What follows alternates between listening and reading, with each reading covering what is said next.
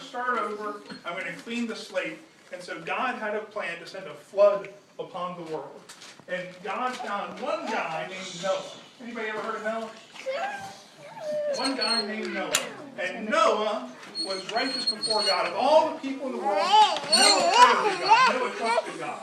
And God said, Noah, I'm going to restart the whole world with you and your family. But Noah, here's what you got to do. You got to build me a boat. And it's got to be a big boat, an ark. It's got to be as long as 2 football fields, and the football field wide. It's got to be 3 stories tall, because Noah, it's not just you going into the boat, it's everything. All the animals in the whole world are going to pass through this flood on your boat. And so Noah started building this boat. Now the thing of it was, though, is Noah wasn't anywhere near an ocean.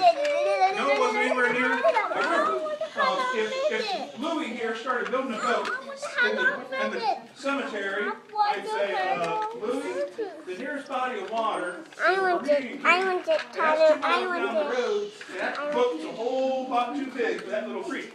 You're kind of nuts here, Louie. And that's what people thought of Noah. They said, Noah, you're kind of nuts. But Noah just kept on building, kept on working, kept on trusting that he was doing what God was calling him to do.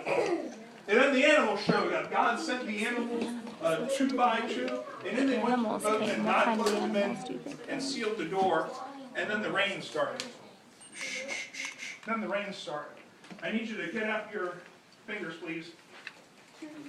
Click along with me. I don't know how to do it. Clap your hands together. Raining drip by drip by drip. And then it started raining louder. And then it started raining more. And then it started raining more. And it kept doing that for 40 days and 40 nights. So it kept raining and raining and raining until you couldn't see the tops of the mountains anymore. Until everything had drowned beneath the water. Yes, sir? No, Never mind, okay. Everything was lost underneath the water.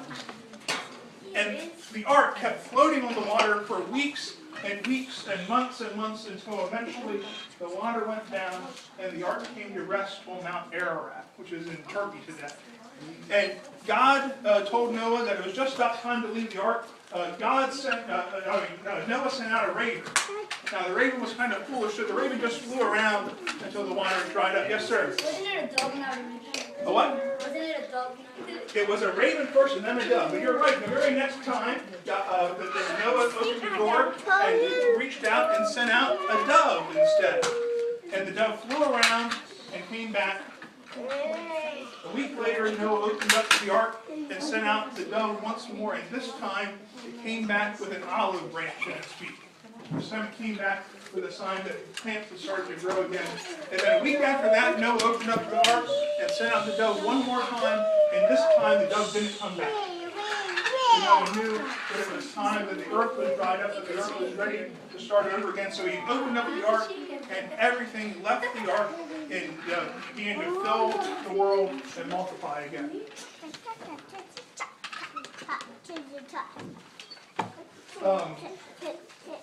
And then there was a beautiful rainbow that God put up in the sky. Yes, sir? Oh, go ahead, George. What? Well, go ahead and tell everything. And the rainbow was God's promise to Noah and to Noah's family and to the whole world that God would never again destroy the world by flooding it. And it's a bow because it looks like a bow. Like, have any of you ever shot a bow and arrow? God hung up the divine anger in the sky. The bow is a sign of God's weapon of mass destruction, right? That bow up there is a sign that God's hung it up. God's not going to use it anymore. God's not going to use that weapon against us anymore. The bow is hung up in the heavens. God's not going to flood the world anymore.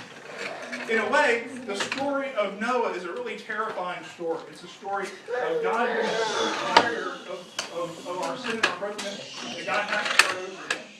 But it's also a story of God washing us clean.